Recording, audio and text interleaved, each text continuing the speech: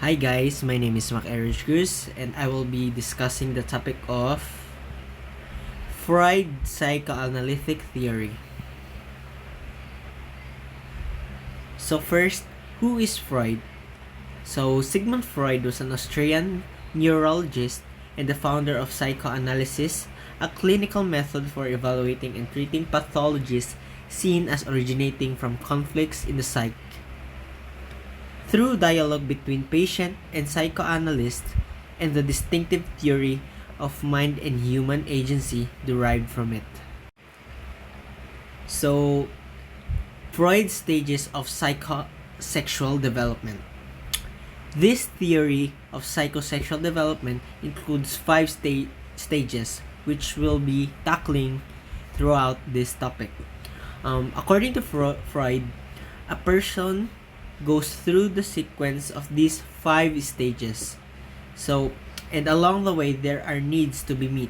So, the meaning of this is, the meaning of along the way there are needs to be met is that there are focal points that are needed in our life or stages or growth points of a person from infancy to adulthood. So whether these needs are met or not determines whether the person will develop healthy personality or not. The theory is quite interesting for many because Freud identified specific erogenous zones for each stage of development. So, erogenous zones are a part of the body or a sensitive area on the body that causes sexual or arousal when it touch. So, the meaning ani nga zones are satisfaction zone, like masatisfy ka if ma-meet ni nga butang or magunitan or ingana. These are specific pleasure areas, like as I've said before, that become focal points for the particular stage if needs are not met along the area. A fixation occurs as an adult. The person will now manifest behaviors related to this erogenous zone. So, as an adult, we progress like a normal people. So sometimes this leads to addiction, like getting drunk or something. So if these pleasure areas are not met, it could cause like depression or addiction and dependencies like ana. So the first stage of psychosexual development is oral stage. The second one is anal stage. Third is phallic stage. Fourth is latency stage. And the fifth is genital stage. So the first one is oral stage. Oral stage, birth to 18 months. So the age of this is 0 to 1 year old. The erogenous zone of this stage is the mouth. So during the oral stage, the child is focused on oral pleasures such as sucking, like sucking our mom's breast, or chewing something like a biberon or pacifier, like that. Too much or too little satisfaction can lead to oral fixation or oral personality, which is shown in an increased focus on oral activities.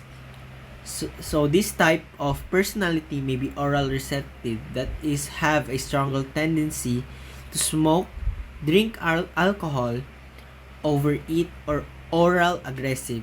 So the example of this is chewing gum and smoking, like.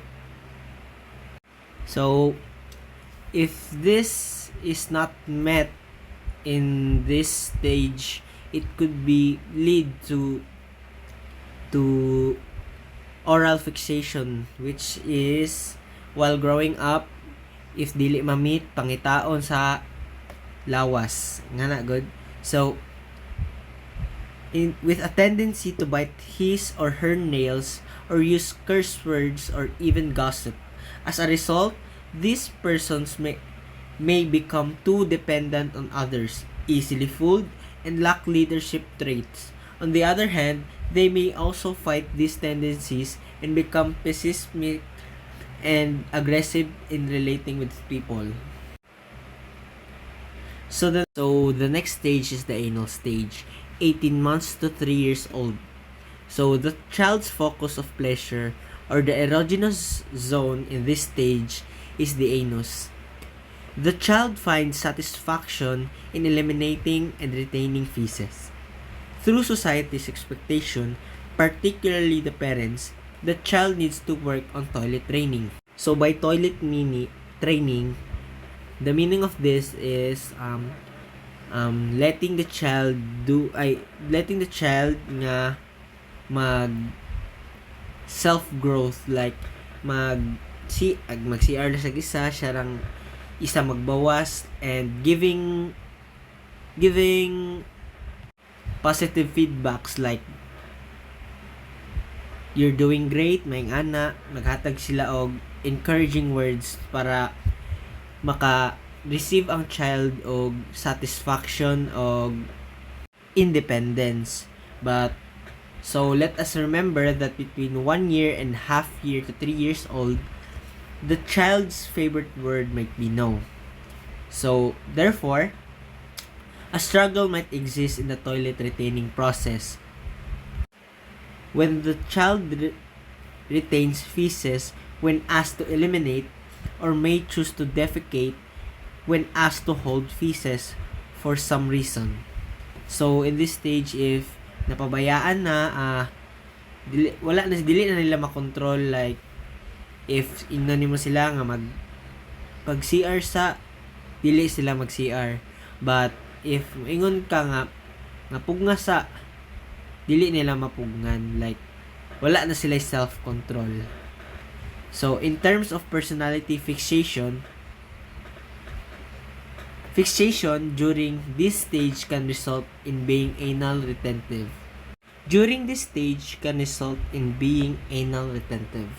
An obsession with cleanliness, perfection, and control, or anal expulsive, where the person become messy and disorganized. So the next stage is the phallic stage. Phallic stage ages 3 to 6 years old. The pleasure or erogenous zone is the genitals during the preschool age. Children become more interested in what makes boys and girls different. So, diri na stage is diri interest o ang mga bata kung unsa ang kalahian sa boys o girls. So, preschoolers will sometimes be seen fondling their genitals. So, Freud's studies led them to believe that during this stage, boys develop unconscious sexual desires for their mother. So, boys then see their fathers as a rival for their mother's affection, but boys may fear that their father will punish them for these feelings. Thus, the castration anxiety. These feelings comprise what Freud called Oedipus complex, which is in Greek mythology, Oedipus unintentionally killed his father and married his mother, Jocasta. Psychoanalysts also believe that girls may also have similar experience, developing unconscious sexual attractions towards their father. This is what is referred to as Electra complex. So the next stage is the latency stage. So latency stage, age 6 to puberty. It's during this stage that sexual urges remain repressed. The children's focus is in the acquisition of physical and academic skills. usually relate more with boys and girls with girls during this stage. So, sa makita ninyo, walay na mention nga erogenous zone. So, kay diri nga stage, diri ga focus ang bata nga mag-focus sa physical and academic skills, mag-develop og social and communication skills sa mga ana. So, the fifth stage is the genital stage. So, the genital stage or puberty. Genital stage, puberty onwards. The fifth stage of psychosexual development begins at the start of puberty, when sexual urges are once again awakened. In the earlier stages, adolescents focus their sexual urges toward the opposite sex peers, with the pleasure centered on the genitals. So, in this stage, diri nagapakita og strong urges towards the opposite sex, which is if to a girl or to a boy. And sa pagdevelop ani, they develop sexual maturity, which is in the current stage until puberty until death, like ana.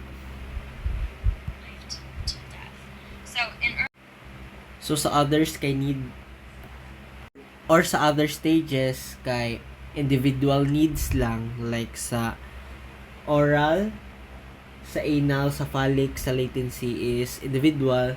So in genital stage is na ay interest sa others.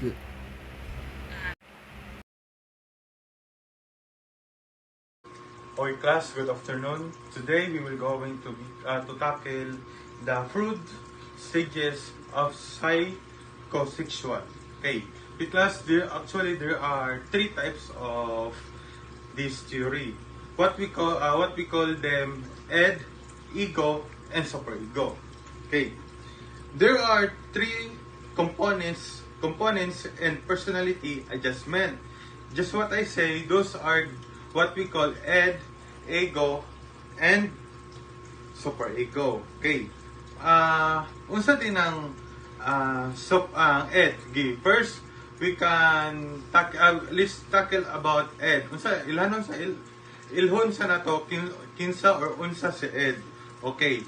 Well, ed is a part of the unconscious and contain all the urges and impulses, including what is called the libido, a kind of generalized sexual energy that is used for everything from survival instinct to appreciation of arts. Okay, actually, in simple sentence, we can put it that id is mura na siya negative or unsa ba kanang kagustuhan or wants sa isa ka tao.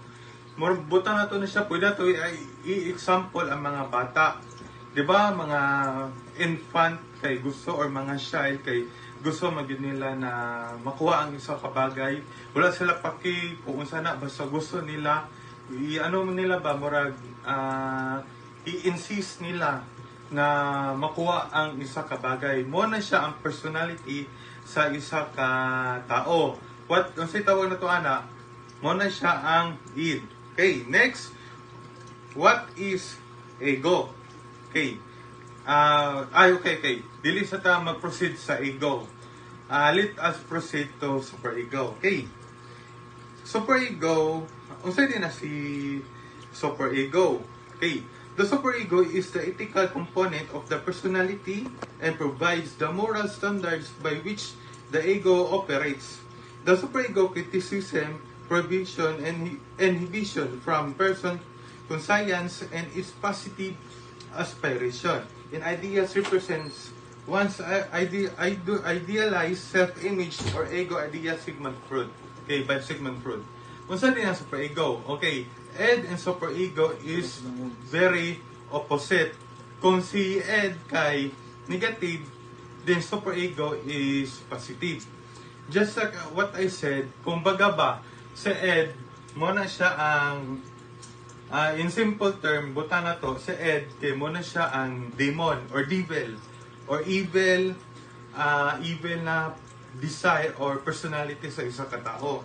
Then, superego will be the good side or the good Samaritan, the angel or the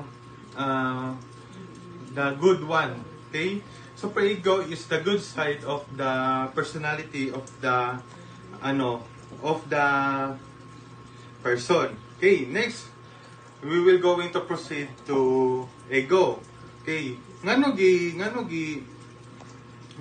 laktawan man nato si ego, because ego nanay siya sa in between sa ed and superego. Ego will be the what we call it, will be the neutral of them, both of them all. Pwede siya ang naggapatunga ba sa ed and superego.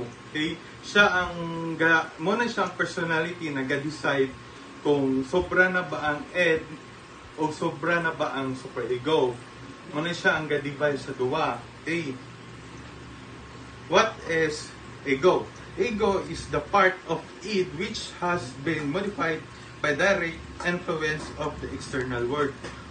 Okay, unsa may example aning balo na to no kay ed, kay superego and ego.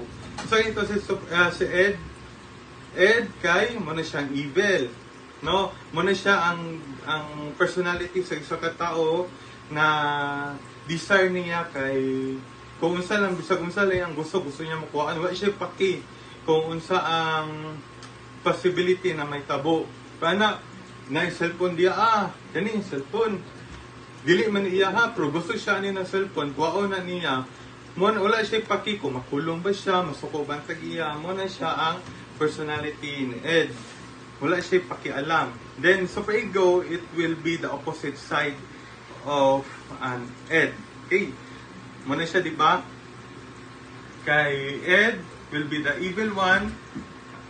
Then superego will be the good one. And what unsa naman pod si ego gani? Mo na siya ang in between with ed and superego. Na siya mo na siya ang neutral. Okay? Unsa man ang example sa ed? Okay. An example of the ed is a toddler that wanted a second helping of a dessert and wine until it was given to them. Just what I said, ed personality is just like an infant or child that possess desire that he or she want that thing to be her or his na maiyaha lang. Then ang sa mga example ni ego. Okay, example of ego is someone who works out is very sweetie. Nadoy gatrabaho niya gipaningot. They need to change their clothes and want to change in the car. They knew that anyone could see them changing their clothes, so they decided to find another place to do so. Okay. Naay si like just like what they said, ego will be decided if kung tama ba si ed or tama ba si superego. Like kana mo ilis ka, di ba? Kung mag-ilis ka, unsa day mohubo di ka diretsyo. Nagang tigtao, di ba? Maguna-una man ka na, lo, basi na yung makatanaw. Prana, na makahuna-una ka na, lo, basi na yung mutanaw sa kuha, mabastos ko. Di ko na mabastos. Muna siya ang personality ni superego. Pero kung kung kani, diri na ko mo-ilis, bahala na, kilit na kay ko. Muna siya ang personality ni ed. Wala siya paki, basta mabuhat na niya ang iyahang kagustuhan. Kumpara kay ego, si ego kay gusto siya mailis karon, pero dili po siya gusto mabastos. Kung sa'y buhat ko ni ego, mangita siya og place na makailis siya sa iyang damit. Okay? Thank you class. That's for today. unta na mo na substance ako ang discussion about the id, ego, and superego. Okay? Don't forget, id will be the evil one, superego will be the good one, and ego is neutral. Ego is in between with id and superego. That's all, class. Thank you.